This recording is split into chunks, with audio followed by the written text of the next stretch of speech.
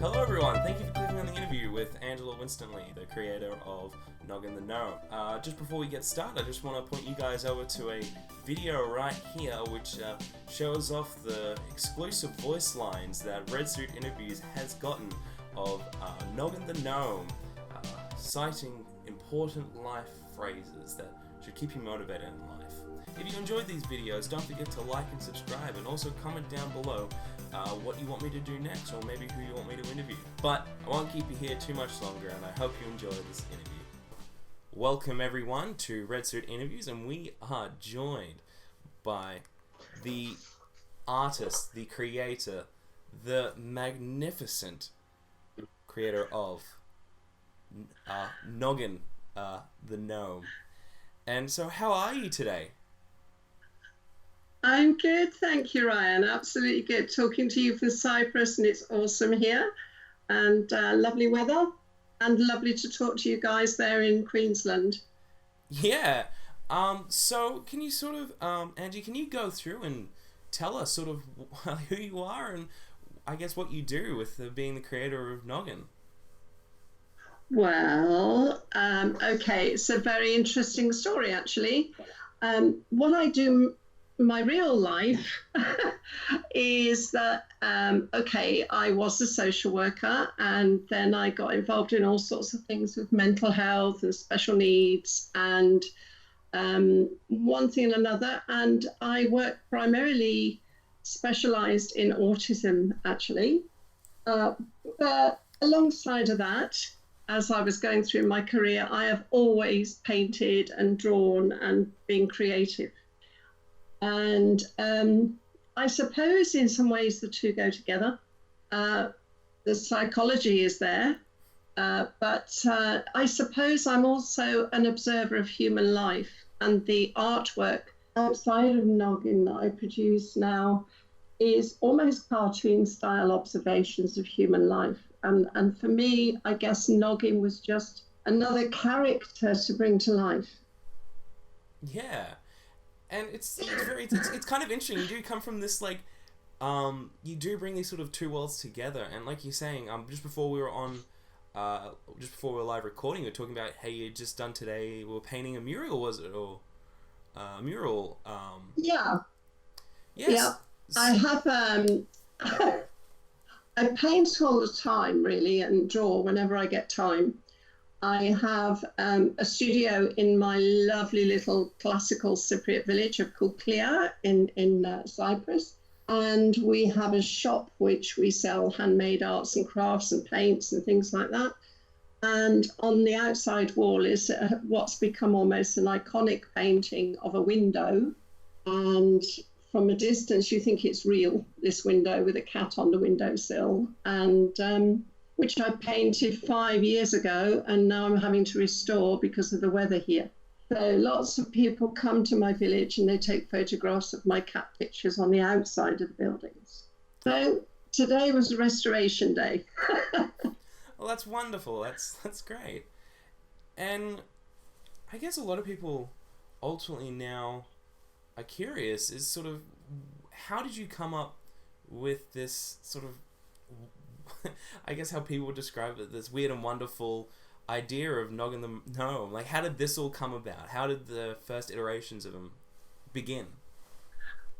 Okay, well, in the very beginning, I had a friend, Angela Jones, and Chris Lawrence, and they were using like a little plastic gnome to raise money to restore the Long Itchington Pond in Warwickshire, England, because the pond needed clearing out.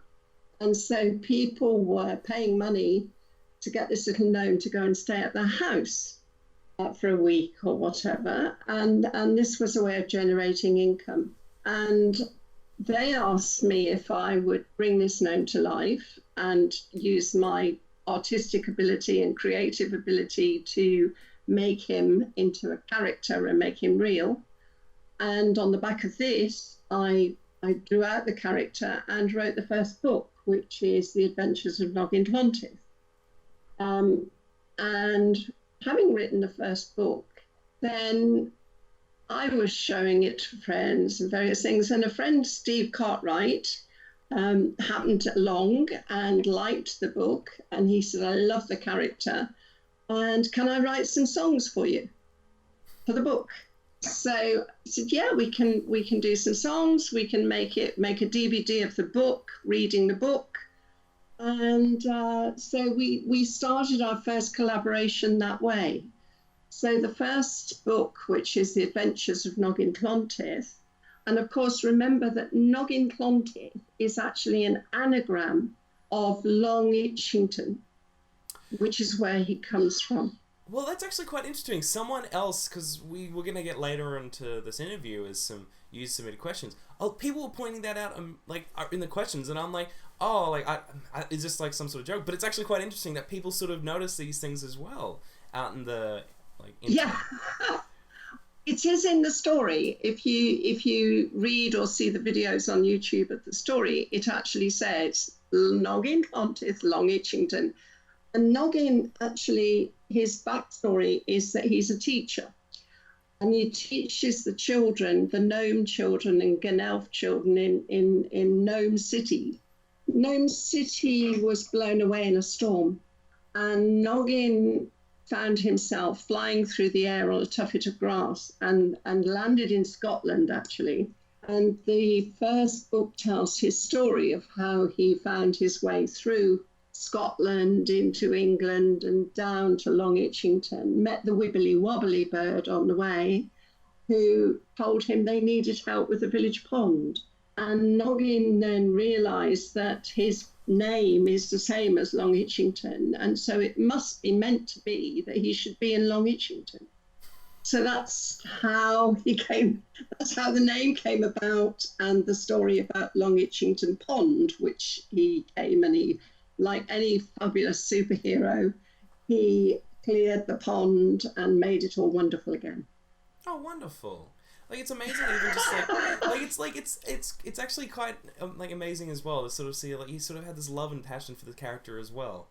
Oh yes. He's been a big part of my life. No, it is. It's quite nice. It's beautiful to see that. And even just sort of talking about with Steve, just collaborating. Like, did you work with Steve? I'm not too sure if you said that initially, but like, did you initially work with Steve with other things prior to hand, or did you have did you know Steve prior? No. It wasn't. I knew Steve, but we used the same pub. You know, we drank in the same place, had a beer in the same place, and it was just like over the bar talking about the book, showing the book in the early days, and that's how we got to know each other better through Noggin, really, and that's how it all started. So he got involved, and then it all went a bit crazy, but then that's how Steve and I are together. It's crazy. Yeah. Which is the joy of it. It's the joy of it. It's what we love, you know. No, understandably, but even how, because Steve is obviously, for the people who don't know, is the voice of Noggin the Gnome, and absolutely, yeah. Yes. And so it's quite amazing, because I guess I can assume here you can just sort of even just hear the fun and the passion going through it. Like, I guess it was, I'm gonna have a guess here and say sort of how just even I'm not a Gnoblin, I'm not a Gnelf, I'm a Gnome. Like, was that sort of just him sort of going off in his way, or whose idea was that to go with the Gnelfs and the Gnoblins? Okay, I can tell you exactly where that happened. We were sitting in the pub does pub translate okay? You Australians get the pub bit, it's a bar. Yeah, we understand that. Yeah. The old-fashioned English pub, and there we were sitting there one Sunday afternoon and talking about how we were going to promote the story of Noggin, and there we had our website designer and the guy that was doing some animation stuff as well, Mike Irvin. And it was like, well, how are we going to get this out there? So we need an animation and we need a strapline. And sitting there over a beer on a Sunday afternoon around the table, we came up with, I'm not a Gnoblin, I'm not a Gnoblin. It just came out of us all and we added to it, and it was one Sunday afternoon. Mm-hmm. The next thing was Steve went to the studio, which we used at the time in England, Grape Greg Tempest studio and recorded the voice to go with it, which we did a lot of recording at the time. And Mike and I got onto the animation, and we had this little character. Then I put the advertising banners on it for the website and put it on YouTube, and the rest probably is history. Yeah. No, it's quite nice also to hear that sort of like this, I guess, sort of like community around sort of the creation of this like wonderful character that is now just sort of, I guess, taking like, I guess, kind of like what the world by storm, like, and it's sort of like in a very it's like I guess you would have never really expected like sort of the like one, like how many people would have from around the world would have been interested by it, but also like how they've sort of come about being interested in it. And so like how did you sort of first realize that people were sort of like now interested in this sort of character as this sort of just like funny, quirky thing that they're now seeing? Well, first thing is, look, you've got to realize that probably in terms of your listener group, or a lot of them, Steve and I and the rest, many of the people that work around Noggin are actually very, very old. and I mean, yeah, we're very, very old. And because of that, we just created this for fun, to have fun. Okay. And bring out the youngsters in us, I suppose, in a way. However, when I was told that Noggin had become a meme, my first words were, sorry, but my first words were, what's a meme? Yes, I can understand that. I actually didn't know what a meme was. And so to me, it was just like, oh, lots of people like Noggin, that's great.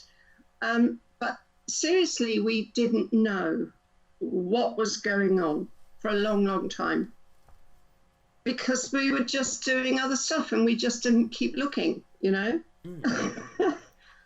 It was actually a fan who contacted me and said, seriously, you guys, do you not realize what's going on? And you really must look at this. Now, at that time, I think Noggin was at about 2.7 million views on YouTube. Oh, wow.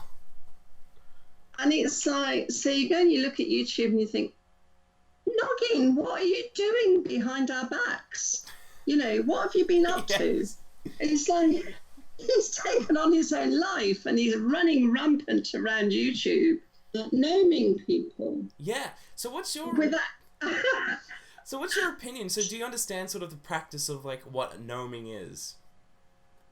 Oh yes, because we originally did the gnoming. Well, we think we did, because we did the we had a whole thing. It's on the banner on the video clip. And it says, gnome your friends. So we had this whole thing where you could send in a photograph and we'd put Noggin in the picture and send it to somebody and gnome them.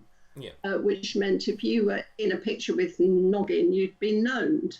And that's where that all like started from. But we never ever imagined that what I've seen on YouTube is people running around New York dressed as Noggin, trying to do the voice and gnoming people. I mean, for goodness sake, we never ever dreamt that that would happen. What's this thing about a 10-hour challenge and they've got the video running for 10 hours? For goodness sake, you know, it's like, why would you do that?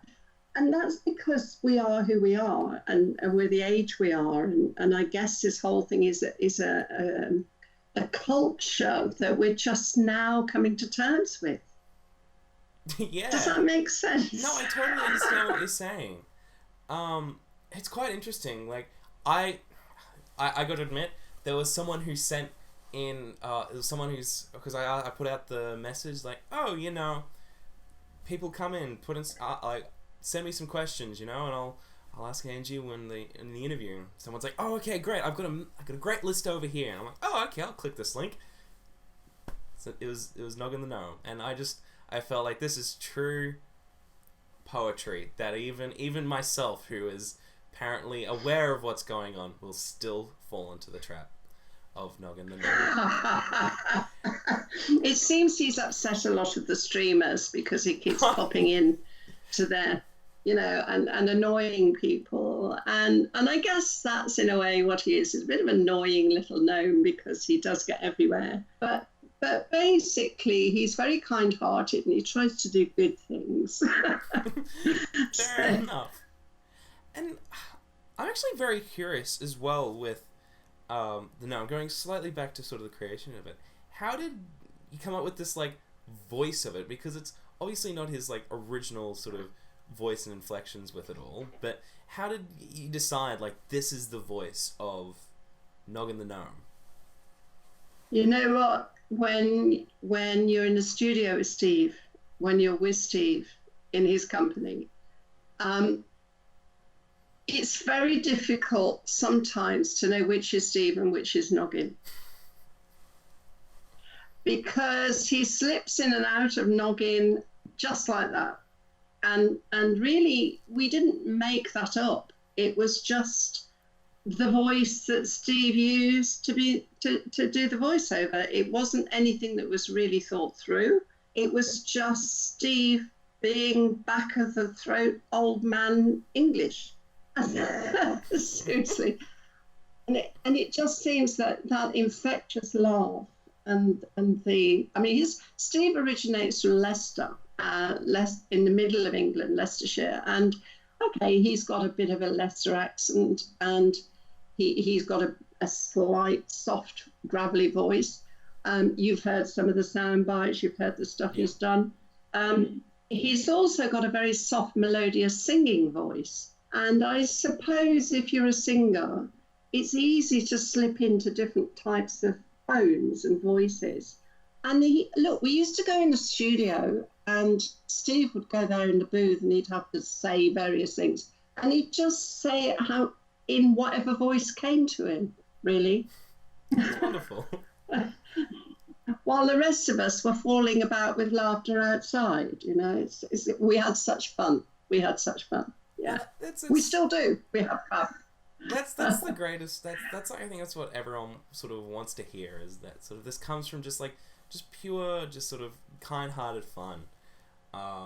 Myself, to me, just sitting here listening to this is just sort of wonderful, just to sort of know the story behind this, and it's just wonderful just to know where it all comes from.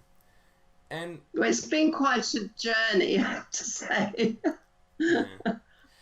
What do you think has been, I guess with Noggin the Gnome, what has been sort of something that you sort of wanted to put out with him? Has there been anything that you wanted to put out with the gnome, but you sort of felt, you know what, maybe not? Has there been anything like that? Or because you're talking about having these sort of fun, sort of muck around sessions, I guess you put it with your with the other people around. Has there been anything where you're like, you know what, maybe not? Maybe we've gotten too far with this one. Well, there are certain copies of Noggin on YouTube that we're not happy with. Yes, of course, yeah. From the point of view of our own ethics and our own standards, that it's whoa, that's just gone a bit too far, this way or that. Now, okay, we recently produced the latest video, which the clip, which we think is great, but again, probably because we're elderly, we didn't sort of get the fact that it might be seen as a bit naughty, and so we're quite surprised by that. I mean, I've got 5 grandchildren, Steve has 3 or 4 grandchildren, and we we did this thing because our fan base was the sort of age they are, and from a lot from America, UK, Australia, various places. So we thought, yeah, okay, what do people at this age find funny? So we did this video, and really surprised when we found it had gone adult rated. Wow. Oh yes. That's amazing. So again, Noggin's done this thing, hasn't he? He's now gone naughty gnome. So And it's the most fabulous piece of artwork. It's been produced by Digireal Studios here in Limassol and around Cyprus, but I'll talk more about that because one of your fans has asked the question. Yeah, it's very, people are curious about that. Hey, well, yeah, we were really surprised. It's like, what's happened? So you're probably the first to know we will be producing another animation so that it's a little less difficult for young people. Well, everyone... Who would have thought? Everyone, get excited. Get the hype train going. Everyone, I can imagine, is now shaking with excitement for the new possibilities of where this can lead. Yes, absolutely. I was talking to Digireal Studio today to Fedias and saying, we need a new model. So that's really exciting, and we'll be getting onto that fairly soon. Yeah. And I guess because the other one is, although I have to say, on YouTube, since he did go adult rated, I thought it was a disaster, but his ratings have gone up and up and up. Well, that's how the internet works. Get a little bit of controversy out there, and people love it. I know. But I don't know. I have to say, in answer to your question, I don't know that's really what we want for Noggin, to be perfectly honest. I don't think that's really where we saw that going. So we need to pull Noggin back and say, you behave yourself now and stop doing that stuff on YouTube and just get young. I guess, and I think this sort of ties into sort of another thing I'm sort of curious with, is that how has the now sort of development and now this the popularity of Noggin the Gnome, how has it now changed sort of your ambitions or how you now look at creating things? Because initially sort of creating it for the fun of it, and you still are, but now you're sort of realizing now there's like a massive audience out there. So how is that now impacting sort of like your creative decisions as knowing there's an audience that is like rabid for anything coming out? We do read the fan mail that comes through the website, and we read the comments on YouTube. So we're very, very much listening to Noggin's fans, not our fans, Noggin's fans, I shall say. And we're very much trying to respond to them from, for what they want. So we have another story which we recorded some years ago that's currently being worked up to go out on DVD, go out in parts with the song sheets and everything else, and that's fully animated. And then Steve was over here in March, and we recorded the story and the new songs for the latest Noggin story, which is Noggin in Cyberspace. We've had The Adventures of Noggin Clontyth. We've had Noggin Clontyth and the Flying Machine. And now we've got Noggin in Cyberspace. And what we wanted to do with that was to really reflect what's happened to Noggin and Noggin's journey. And of course, what he's going to do is find himself stuck in cyberspace, being cloned, lo and behold. And so there'll be all these little Noggins that aren't Noggin, but could be Noggin. And we'll have Denzel the Dream Dragon back in there. We'll have some new characters as well that we've created, and some fabulous songs that we've already recorded. So that's the next thing, is to give people Noggin in cyberspace. And we're keeping on doing the short video clips because people like to use those.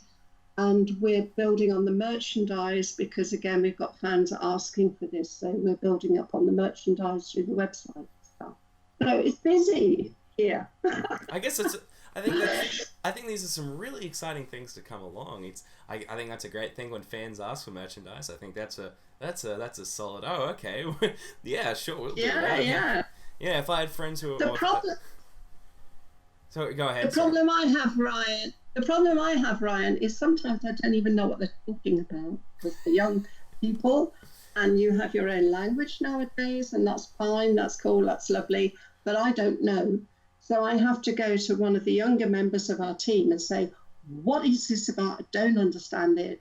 Please translate this into old speak for me. which they do, and so we are actually all over it. And although I'm sort of a bit past the young internet speak age, I'm learning it fast. I'm Googling stuff and I'm asking questions, and we're trying to give them what they want if we can understand what they want. Well, I guess that's you knew, like, talking about, you just mentioned like streamers and stuff like that, and I was like, wow, okay, all right, so we're already like 5 steps ahead of like most people in the world. Like, that's that was awesome. 18 months ago, I wouldn't have known what. I would have thought a streamer was something you hung up at Christmas. Yeah, I know what you mean. You know. I go through my own, like, see, I still struggle with sort of internet speak, especially with the sort of like online platform that I have. It's because I do quite often like fan questions and stuff like that. And I'm always like wary, especially with people, like, I don't know what's like an internet joke sometimes when they send me something.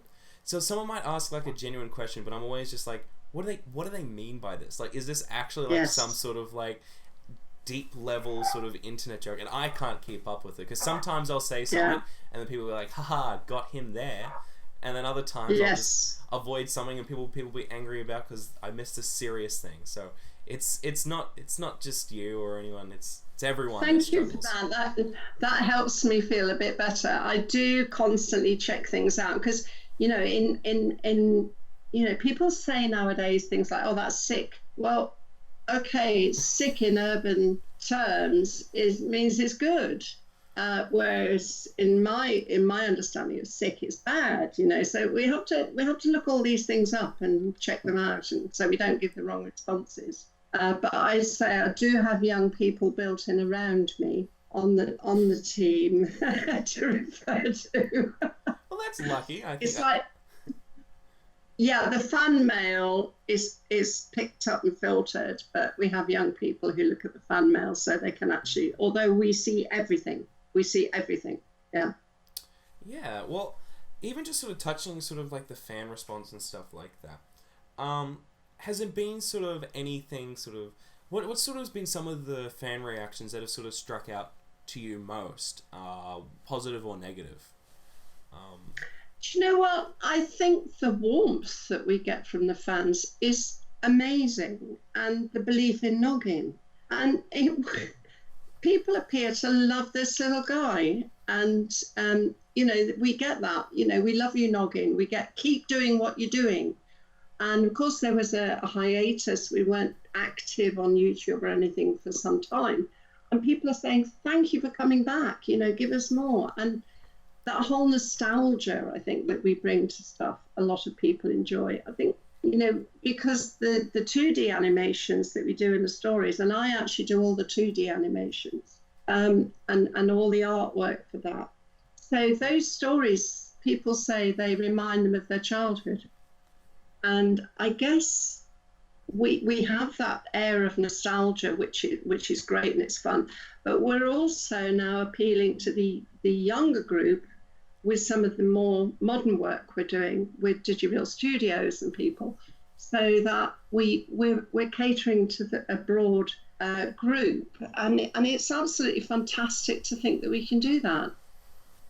No, definitely. And I definitely understand sort of where people come from, sort of having that childhood experience with it, because like even when I sort of going through the website and stuff like that, you do get this sort of like heartwarming vibe, sort of reminding you of sort of what it's like to be a child. I guess it's magical.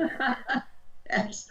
Well, interestingly, I had not me. I wasn't in the shop, but we have this little craft shop in the village, and I got some Noggin merchandise in there just because I can. And some customers came in, and they were from the UK, and this young lad saw Noggin merchandise. He said, "Well, you've got the gnome in here." And the lady said, yes, we've got Noggin the Gnome. And he said, why have you got Noggin the Gnome in this little Cypriot village? And she said, well, because the creator actually lives here. And he said, oh, where is she? Let me meet her. You know. Amazing. Actually, I was out of the country at the time. But that's the other thing that shocks you, is just how many people are aware of Noggin. It's constantly shocked me. But if Noggin's out there and he can do some good and he can bring pleasure to people's lives, then that's what it's all about, isn't it? Yeah, yeah, that's very much true. And you've sort of touched on previously as well, sort of you have it's like your involvement in obviously, and this is like there's a lot what you do with this. But is there any sort of part of the sort of development of Noggin and stuff that is your favorite to do? Is it the artwork? Is it the voice directing? Or is it the writing? Like, what stands out to you the most is the most enjoyable part? I have to say, I think the artwork. The artwork is probably my keenest joy. And then when you actually can turn still artwork into something that moves and talks, I mean, that is just such an amazing journey. To start with a picture and then to be able to make that initial picture move and talk and interact with other people is, well, to me, it just blows my mind every time I do it, to be honest. And I just absolutely adore doing it. It's a hateful thing to do, actually, because it takes so long. Yes. Yeah. And you have to be just so precise. You have to be a little bit obsessive, I think, to do it. Yep.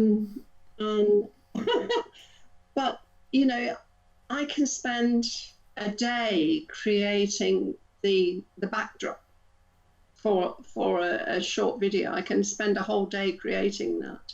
And then once I'm starting to put the characters in front of the backdrop, and it's like building a stage set, and then you put the actors into place, and then you make the actors speak, and it's just the most incredibly fulfilling thing for me.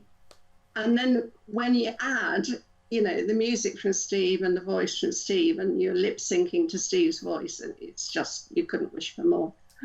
I understand that. That is quite nice. And even with the art style or like the story itself, were there any sort of big inspirations for yourself in creating? Like, was there any sort of like particular book series or art that sort of stuck out to you most as sort of like that inspired you to sort of go down this path? I don't know. I mean, I'm very, very influenced by humorous art and people who paint with humour.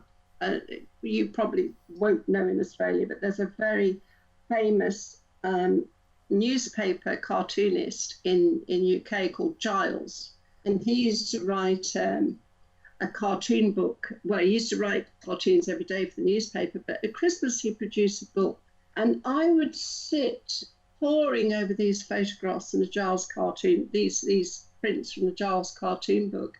And I now realise as an adult that that's where I get a lot of my inspiration from.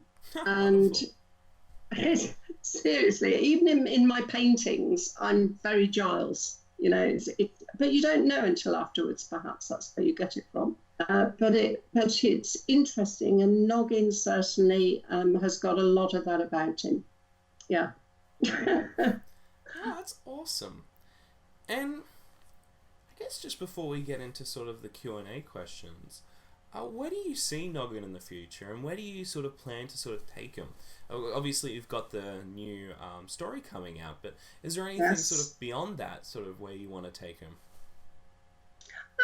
I think that one of the things we'd like to do, because, you know, we now realise that we have a platform with Noggin, and we have talked about that. And Noggin's predominantly for fun and for children and for, you know, just enjoying the moment with Noggin.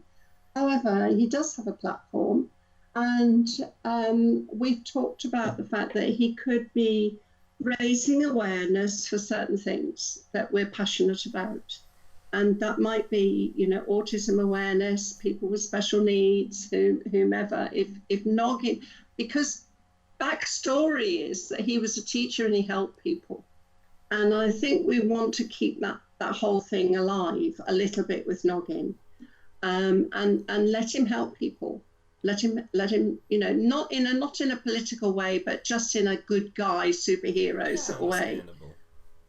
He's got some really good friends around him, Noggin. I mean, I shouldn't let this interview go without mentioning Denzel the Dweemdwagon, who Noggin meets in Noggin and the Flying Machine, and Denzel becomes Noggin's best mate.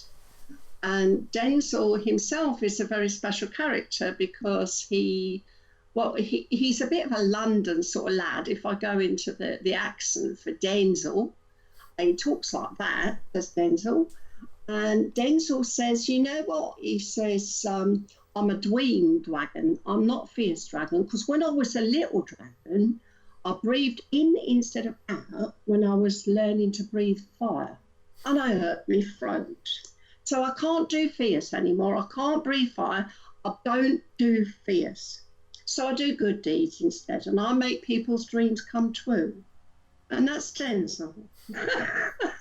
So he's another character that we really want to bring forward. He's there in the stories, but he's got a life of his own. He's got a whole backstory of his own. Okay, that sounds awesome. And no, that's wonderful. And I just had another. I think we may have slightly touched on this just before you get in. I just came to me as well, just thinking about it. Because you're talking about, like, initially it was sort of, obviously the audience initially was sort of like a younger audience, sort of for kids essentially. Yes. And now that you've got this, I guess like a much older audience and sort of appreciating it in a very unique way. And obviously you talked about like how you put out like a more cheeky noggin, but how have you tried to sort of balance that with trying to still be obviously or are you still trying to touch the ultimate roots with noggin, but also still try and, I guess from your perspective, try and now balance this new audience that is like really, really passionate over noggin? Has there been like a struggle over that, or do you feel like they have like similar interests that it doesn't make it difficult for you? I think we're still finding that out, to be honest, Ryan.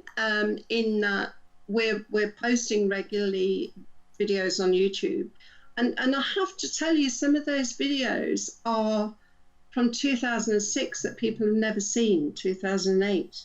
Seriously, or we may revive them a little, but they're unseen material, and we have a lot of that. So we're going through that material now. From what we read from people, they like that stuff. They like some of the older stuff, and there's a lot more to come. But it just takes time to produce the animations, but there's a lot more to come. The balance of the fan group, I mean, our fan base, according to the statistics, is sort of 15 to 35, which is quite a wide fan base group. So, yeah. And interestingly, mainly male.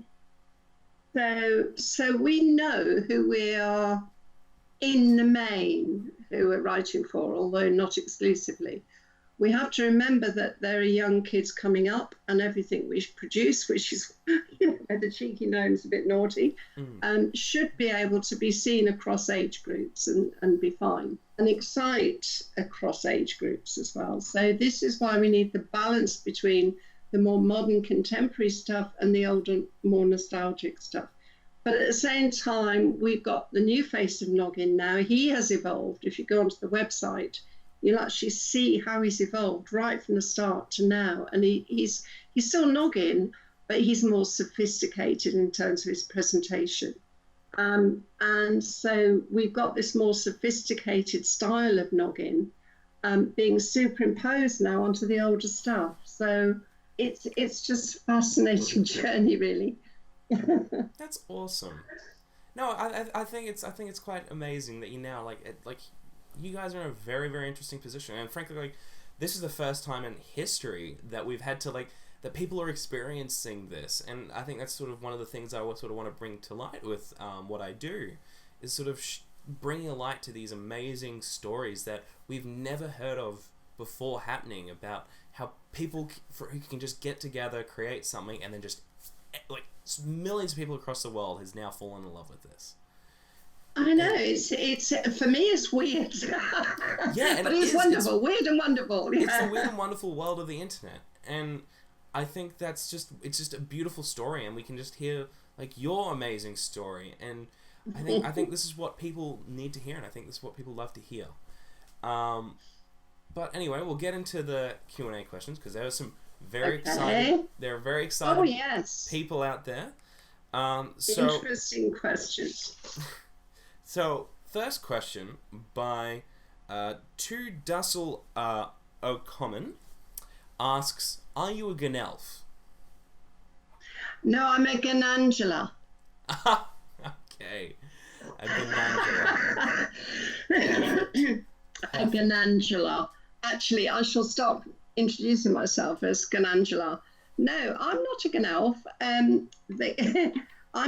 I am portrayed in one of the YouTube videos as a fairy, actually, and I turned my husband into an elf and shrinking down to being a frog in one of the early animations on Angie 8051.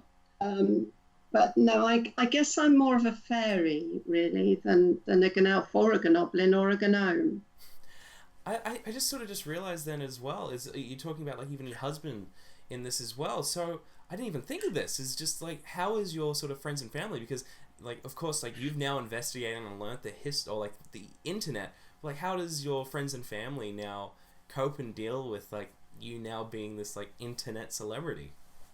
Well, it doesn't impact on them too much, to be perfectly frank. I mean, we live our quiet life here in Cyprus. My husband does do various things like going to the post with merchandise if there's nobody else to do it.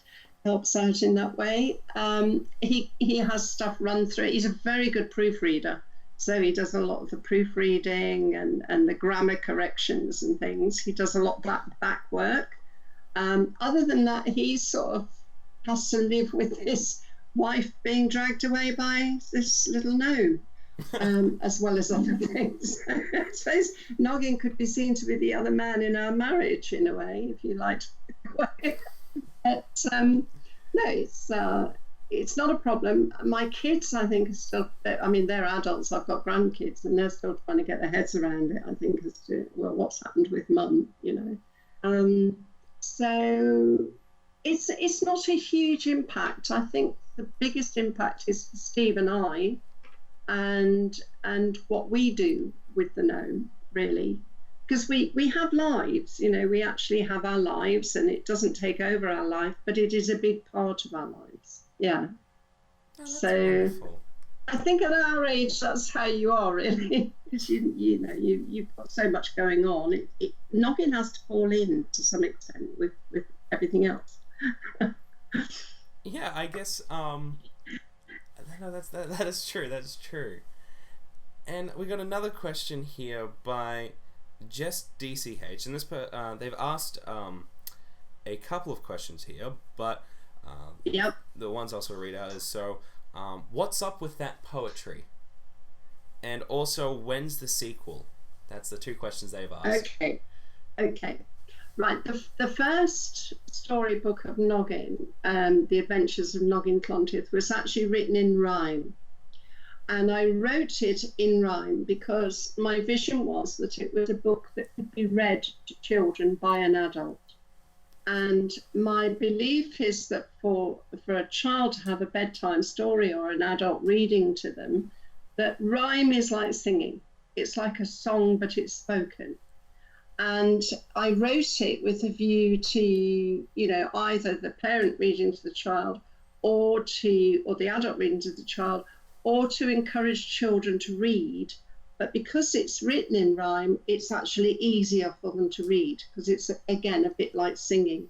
Yeah. So that's why the first book was written in rhyme. And that's also partly why it was picked up for songs. And Steve wrote the songs because it's an extension of the rhyme. So that's why we've got the rhyming in there. The sequel, well, as I say, we do have Noggin and the Flying Machine. Some people may have seen parts of that on YouTube, Angie 8051 already, because there are parts of it. But the whole thing will be available, probably in 2 months' time, and it'll be out there and available for people. The next sequel, which is Noggin in Cyberspace, as I've mentioned, we recorded all the material for that in March, and now we get into the hard stuff, which is the animation and voiceover for the story, which will take us a few months to get there. But but yes, that's what we're working on. And I think people will enjoy the characters in this new story. We've got to have a baddie. There's always a baddie, isn't there? Yes. And we met Grisbard, the Grape Master. Now, interestingly, Grisbard appeared one night when this is where my husband, you see, I was lying in bed with my husband. I said, I need a baddie. What would you call the baddie? And he said, Grisbard. So I said, that's a good one. So that was it. It became Grisbard. And so he's our baddie, and he may or may not be appearing in Noggin in cyberspace. Oh, wonderful. We haven't seen the last of Grisbard. And I just sort of, another thing sort of from listening from your answers, is that you seem sort of very busy, seeming so, with working with and all the different factors with it. So your, like, what's your schedule like with working around sort of Noggin the Gnome, and like, do you often have very busy weeks with in working with it? Yes, I do. In fact, I have, for somebody who's technically retired, I have a huge workload, which I love. I only do things that I love doing, because you young people, that is the joy and something to aim for, and a goal for retirement in your later years is to get yourselves into a position where you can just do what you want to do and what you love to do and what you're passionate about. And that's where I am. So I can be really happy about that. So I spend some of my time painting. I spend quite a lot of my time sometimes with Noggin. If I'm into animating, then I can lose a week. Seriously, I can just zone out for a week. Understandable. And when it's like I dare not sometimes start one because I know that I won't be able to do anything else until I finish. That's the obsessional side of it. I also go all over Europe for an organisation in Limassol. I travel around Europe training educationalists. So I'm abroad quite a lot of the time. But then when I'm away, I can work without distractions. So I paint and I do Noggin stuff while I'm away as well. So yes, incredibly busy life, but all of it's my choice and all of which I love, really. Wonderful. No, I think you bring like a very like important point there, of doing something that you love. I think that's what people really should sort of really figure out. It's like, what do you enjoy doing, and try and find the ways that you can do that. Anyways, and find things in your life that you can be passionate about. Yeah, that's the most important. You have to have a passion and make the most of your passions. That is true, and I'm trying to do that now. So, good for you. Yeah. Anyway, so we've got next question here by. I don't understand why people on the internet have silly names. Okay, just have a very straightforward name. But we've got Empanadas. What do you think about Dominic the Donkey? I love Dominic the Donkey. I actually didn't see Dominic the Donkey until I saw this question, and of course I researched it. Well, what else could you want? He's absolutely wonderful. This song is brilliant. Everyone's having such a ball and such fun, doing crazy things, running around with a donkey's head on. Partly I love donkeys anyway. I live in Cyprus and I love donkeys, and I paint a lot of donkeys, so it appeals to me from that point of view. I love the music. It's just so infectious, the Dominic the Donkey song, and the guys who are running around in their Italian, it is the Italian one, isn't it? Yeah, I'm pretty Dominic sure. The Donkey. Yeah. Oh wow, I just love it, and it's going to be on my top list for Christmas songs for next year, and my grandchildren are going to hear about this, and whoever it was, whatever his name is, that asked that question, thank you so much for asking the question, because now I get Dominic the Donkey. Empanadas. I'm probably gonna get lit up because I said that wrong, but I think it's empanadas. All right, this Australian boy can't read words. All right, I'm fine with that. Anyway, so we've got Dapo64. That's easier for me. They go, what 3D software did you use? Okay, well, I've been talking today to our guys in DigiReal Studios, as I said, who did the latest one, the original video, the Noggin one that's gone viral. That was Maya, and some of it was me, and some of it was Mike Irvin, who produced that together. And that was Maya software, but that was many, many years ago. The latest one is more complex. It's like a recipe book, actually. So it's not one specific program, but what you've got is Autodesk, Maya Autodesk. Yep. They've used ZipBrush. For texturing, they've used Photoshop. Yep. Also, Substance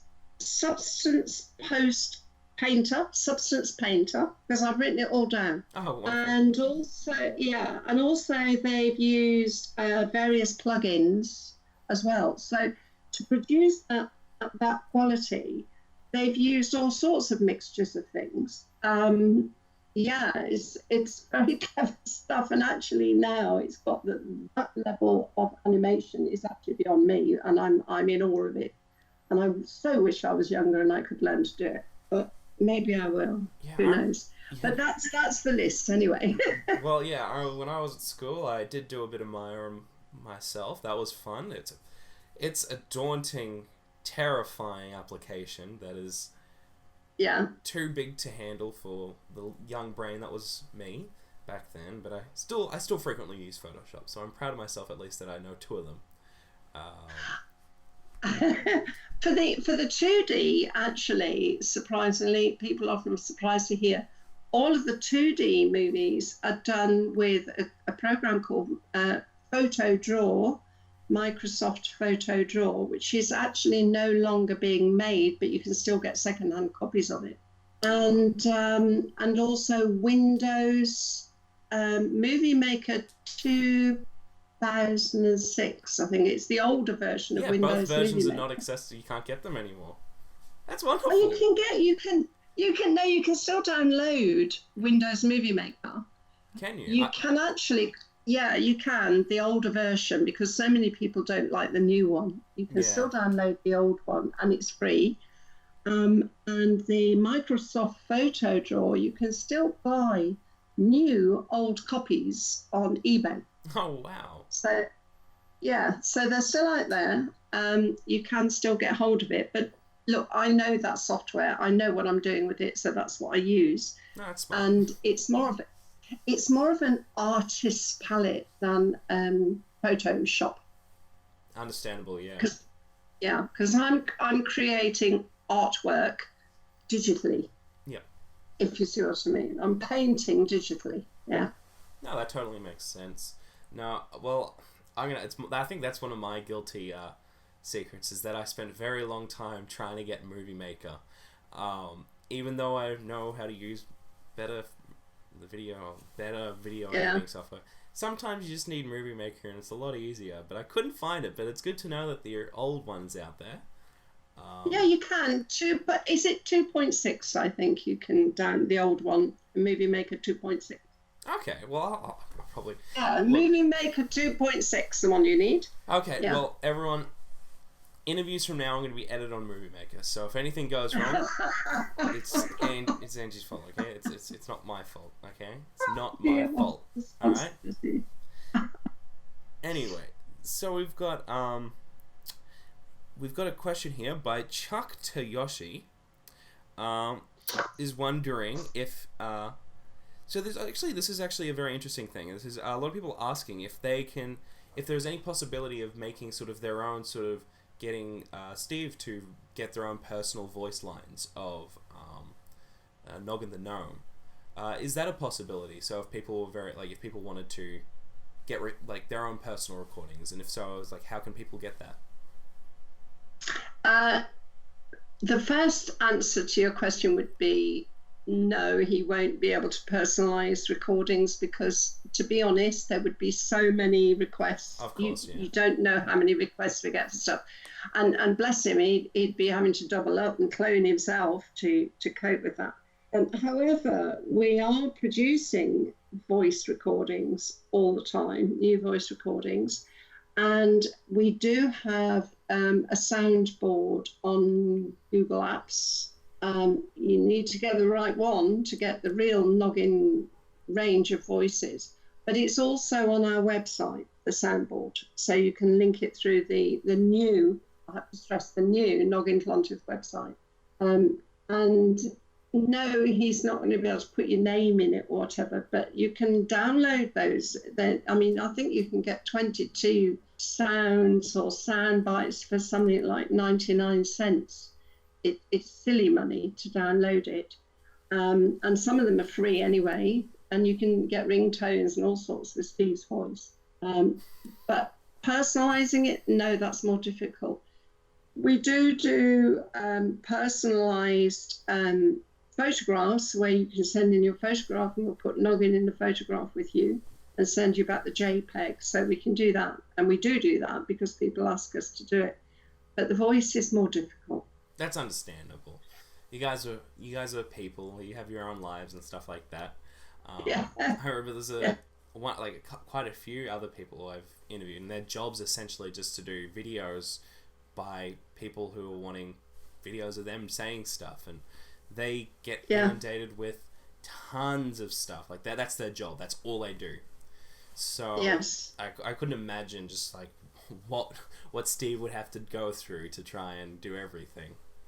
And the other thing that's important is you have to sort of know Steve, and Steve is he lives a quiet life. He goes to his allotment, and which is like an allotment is like a piece of ground that you can cultivate, and he goes there and he sits in his allotment and he contemplates the world. He writes songs, he performs songs. For somebody like Steve, who's so creative, to have to be part of like what he would see as machinery, creating and throwing stuff out, wouldn't work for him, because you would immediately lose your creativity. Understandable. No, that's very true. Yeah. And I think it's from what you're saying, he sounds like a very unique spirit and a very creative spirit. And so I think even on your behalf with trying to keep Noggin the Gnome alive, you don't want to sort of snuff that out. Yeah. You want to keep this fun and vibrant for everyone involved. Yeah. Noggin may be a commodity to some extent, but certainly we can't be commodities. Yeah. Oh, that's very good. That's actually a very good way to put it. I like that. But we've got a last question here, and I think this is actually a very nice question. And this is by Many T, and they asked, what can I do to make something this beautiful? Oh, wow, that's a lovely question. I'd love to know more about the person who asked it. Look, I've already spoken about being passionate, and we didn't make Noggin in order to make a meme. We made Noggin because we loved him and believed in him and were enchanted by him. Somebody once said to me last year or so, some young person said to me, you know what, Angela, sometimes people work all their lives to make this happen and it never happens for them, and it's happened to you and you hardly even knew it was happening. Well, that's probably the joy of it, is because we didn't try to make it happen. We did it because we loved it. We did it because we were passionate about it. And okay, we put a lot of work into it, which comes with it as well. But I think to say to this person, if you want to make something beautiful and you want to make something happen, then share yourself and look for what you can be passionate about. And if you're passionate about it, then you will infect other people with it. No, I think that answers. Well, I think that's a very good sort of last sort of message to end on with the Q&As. Thank you. No, I think people will definitely take inspiration from this. Like, hell, I'm inspired by just talking, because it's ultimately wonderful just to hear just sort of you have a wonderful story with Noggin the Gnome and all you guys working together. And I guess sort of where can people find you, and where can people find you and the gnome, and where can people go to find all this stuff? Okay, well, we've got two YouTube channels. We've got the one with the original animation on it, Angie 8051. Now, we didn't want to lose that channel, but because in a way it had become contaminated because of all these copies and copies and copies and copies that were on it. So we started a new channel which we wanted to be a pure channel, and that's Angie 8050. So we have two channels. So Angie 8051 and G8050 on YouTube. We've still got the older animation on NG8050, but there's a lot more besides. Because the NG8051 also includes me and my personal life in it, believe it or not, but it authenticises it. Wonderful. Then you can look at the website, and the new website is www.noggin-clontyth.com, and you can find all sorts of information on the new website, which is very much alive. And we've got the Facebook page, Noggin Clontyth, the real You've Been Known page. That's what it's called. Because again, we have copies. So, and I have to just say that, you know, we do have the copyright for all this from 2008. Thankfully, we did that. And we now have the trademark in place as well. So that's taken a bit of doing, but we've got there. So if you're looking for projects, if you're looking for anything to do with Noggin, look out for the trademark and the copyright, and you'll know it's genuinely from us and it's the real thing. Well, thank you very much, Angie. It's been an absolute pleasure talking to you. I've learnt a lot that I wasn't expecting to know about Noggin the Gnome today. And I guess for everyone watching now, go down the links below. You'll find all the links to Noggin and Angie's stuff down below. But also go down, check the other interviews that I've done. Check out the Twitch, the YouTube, my Instagram, my Twitter. Keep up to date with everything. There's some great stuff that'll be coming out over the next weeks. But thank you very much, everyone, for watching. And thank you, Angie. It's been an absolute pleasure. Thank you. Goodbye, Ryan. Thank you.